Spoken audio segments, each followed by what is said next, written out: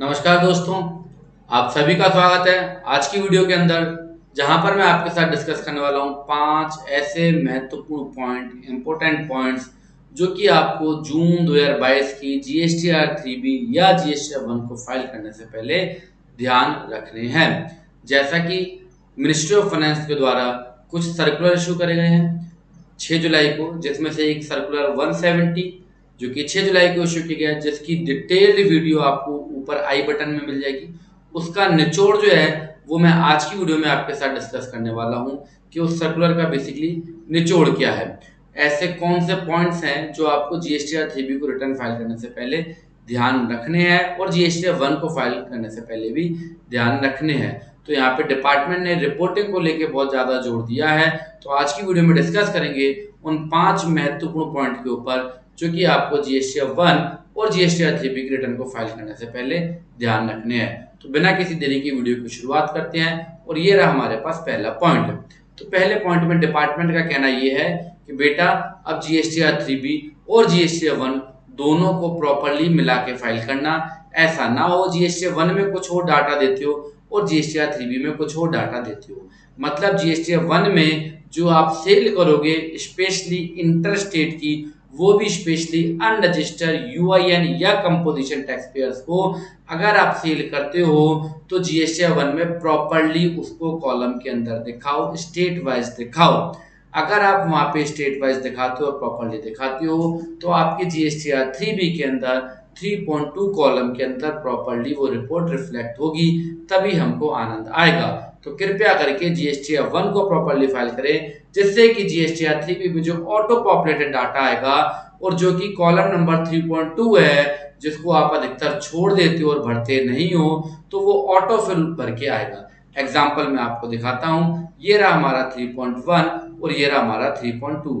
3.2 को कम ही भरा जाता है पर हमने ऑलरेडी भरा हुआ है, तो यहाँ पे आप देखोगे इंटरस्टेट सप्लाई का जो टैक्स यहाँ पे है वही यहाँ पे इंटरस्टेट सप्लाई का टैक्स है। तो ये एकदम प्रॉपरली फाइल्ड रिटर्न है, पर ये मैंने नहीं भरा है, ये ऑटोमेटिकली जीएसटीआर 1 से ऑटोमेटिकली फैच होके आया है। तो जीएसटीआर 3B के अंदर भी हमको स्टेट वाइज सेल को डिस्क्लोज करना होता है अगर हम अनरजिस्टर्ड सप्लायर को करते हैं। तो अगर वो रजिस्टर्ड बायर है तो वो तो हमारा 3.1 में टैक्सेबल सप्लाई के अंदर ऑटोमेटिकली आ जाता है। ये भी 3.1 का ही हिस्सा है। अगर आप इसको पढ़ोगे तो यहाँ लिखा हुआ है 3.2 of the supply shown in 3.1A। जो 3.1A में दिखाया गया इंटरस्टेट सप्लाई का डाटा वही डाटा है, बट ये स्टेट वाइज है, जिससे कि डिपार्टमेंट प्रॉपरली रेवेन्यू को एलोकेट कर सके। तो पहला पॉइंट जो है वो ये है कि 1 और 3B को ढंग से फाइल करो, क्योंकि 3B में जो डाटा आता है वो 1 से ही उठ के आता है। 1 में सही रिपोर्ट दोगे तो 3B जो है वो सही तैयार होगी। दूसरे इंपोर्टेंट पॉइंट की तरफ आते हैं, तो यहाँ पे बोला गया है कि अभी तक 3B के अंदर टेबल नंबर 4 के अंदर आपका केवल यही जोर होता है कि आप आईटीसी को कितनी आईटीसी को क्लेम कर रहे हो, वहां पे आप रिपोर्टिंग ढंग से नहीं करते हो। तो डिपार्टमेंट अब कह रहा है कि जो टेबल नंबर 4 है वो केवल आईटीसी क्लेम करने के लिए नहीं है, वहां पर प्रॉपर रिपोर्टिंग करो कि कितनी आईटीसी किस किस हेड की। एग्जांपल के तौर पे इंपोर्ट ऑफ गुड्स की कितनी है, इंपोर्ट ऑफ सर्विसेज की कितनी है, आरसीएम की कितनी है, आईएसडी की आईटीसी कितनी है और ऑल अदर आईटीसी जो आपने गुड्स और सर्विसेज को परचेज करा है वो कितनी है। ये तो हम रिपोर्ट कर ही देते हैं भैया सारी की सारी, ये तो 2B से उठ के आती है। पर मेरे भाई डिपार्टमेंट का कहना है कि उसके नीचे भी कॉलम है रिवर्सल वाले, तो उन कॉलम्स को जो है वो प्रॉपरली फिलअप करो। उन कॉलम के अंदर जो आप आईटीसी रिवर्स कर रहे हो वो प्रॉपरली फिलअप करो। मतलब रिवर्सल ऑफ आईटीसी, इनएलिजिबल और आईटीसी अवेल, इन तीनों की प्रॉपर रिपोर्टिंग हमें 3B के अंदर टेबल नंबर 4 के में बना के दो। एग्जाम्पल मैं आपको दिखा देता हूँ, ये है हमारा टेबल नंबर 4। इसमें इनका कहना है कि यहाँ तक का जो डाटा है वो तो भैया ऑटोमेटिकली फैच होके आता है 2B के अकॉर्डिंगली, पर ये जो आईटीसी रिवर्स वाला डाटा है इसको जो है आप प्रॉपरली फिलअप करके दीजिएगा कि आपकी इनएलिजिबल आईटीसी कितनी है, आपकी जो आईटीसी अवेल आप कर रहे हो वो कितनी है, आईटीसी जो आप रिवर्स कर रहे हो वो कितनी है। तो ये डिपार्टमेंट ने बोला है कि इसको रिपोर्टिंग प्रॉपरली करो। अब इसको प्रॉपरली रिपोर्टिंग करने के लिए डिपार्टमेंट ने कुछ गाइडलाइंस को इशू करा है। तो ये कॉलम नंबर 3 में हम पढ़ेंगे। यहाँ पर डिपार्टमेंट ने आईटीसी रिवर्स को जो है वो दो कॉलम में डिवाइड करा है, एक परमानेंट इन नेचर और एक जो नेचर में परमानेंट नहीं है, मतलब जिसको फर्दर जाके आप जो कंडीशंस पूरी होंगी तो उसको क्लेम कर लोगे। तो रजिस्टर्ड पर्सन, मैं फिर बता दूं, पूरा डिटेल्ड वीडियो जो है वो आपको आई बटन पे क्लिक करोगे तो मिल जाएगा, या पिछला वीडियो उससे देख लेना, वहां पे आपको मिल जाएगा। मैंने डिटेल में वहां पे 30-35 मिनट का वीडियो बनाया हुआ है, ये मैं केवल आपको समरी दे रहा हूँ, तो बहुत ज्यादा डिटेल में नहीं जाऊंगा। तो यहाँ पे डिपार्टमेंट बता रहा है आपको, तीसरे पॉइंट के ऊपर हम डिस्कस कर रहे हैं कि आपको रजिस्टर्ड पर्सन को जो आईटीसी रिवर्स करनी है, अगर वो परमानेंट इन नेचर है, मतलब वो आपने रिवर्स कर रहे हो और उसको आगे क्लेम नहीं करोगे, वहां पे उन्होंने रूल के बारे में बताया, रेफरेंस दिया रूल 38, 42, 43, जिसको मैंने पिछले वीडियो में खुल के आपको एक्सप्लेन करा है। उसको आपने कहां पे रिपोर्ट करना है? इन टेबल 4B1, मतलब कि जो आपको आईटीसी रिवर्स करनी है और जो आप आईटीसी आगे जाके क्लेम भी नहीं करोगे, उसमें रूल्स का हवाला दिया है, जैसे कि 38, 42 और 43 रूल की यहाँ पे बात की है। 42 आपका हो गया, अगर आप एग्जाम गुड्स की सप्लाई करते हो, उसके अगेंस्ट में जो आपको आईटीसी मिलती है वो आप क्लेम नहीं कर सकते और ना ही आगे करोगे। इसी तरीके से 43 आपकी कैपिटल गुड्स की आईटीसी हो गई, अगर आपने कैपिटल गुड्स को निकाला है तो उसकी जो आपने आईटीसी ली थी उसको भी आप रिवर्स करेंगे 43 के अंदर। तो यहाँ पर बताया गया, उसको आपको उसका रेफरेंस भी दिया गया है सेक्शंस का। तो ऐसी आईटीसी जो आपके 2B के अंदर आ रही है और आप उसको फर्दर क्लेम नहीं करोगे, आप उसको रिवर्स कर रहे हो, तो उसको रिवर्स कहाँ करना है? टेबल 4B1 के अंदर। तो 4B1 की शक्ल देख लेते हैं, तो ये रहा 4B और ये रहा 1, तो यहाँ पर आपको रिवर्स करनी है, ना कि यहाँ पर रिवर्स करनी है।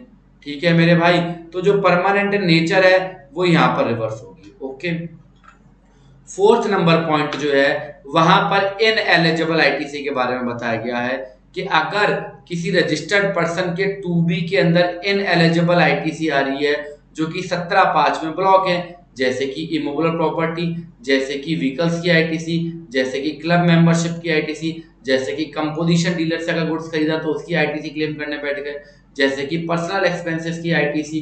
ठीक है, तो इन आईटीसी जो आपकी आईटीसी 2B के अंदर आ रही है और वहां से उठ के वो 4 के अंदर 4A5 के अंदर भी आ रही है, तो उसको आपने जो रिवर्स करना है वो टेबल 4B1 में करना है, क्योंकि ये भी परमानेंट इन नेचर है। आप इसको वापस करके फर्दर क्लेम नहीं करोगे, तो उसका मतलब ये आईटीसी भी यहीं पर प्लस होगी।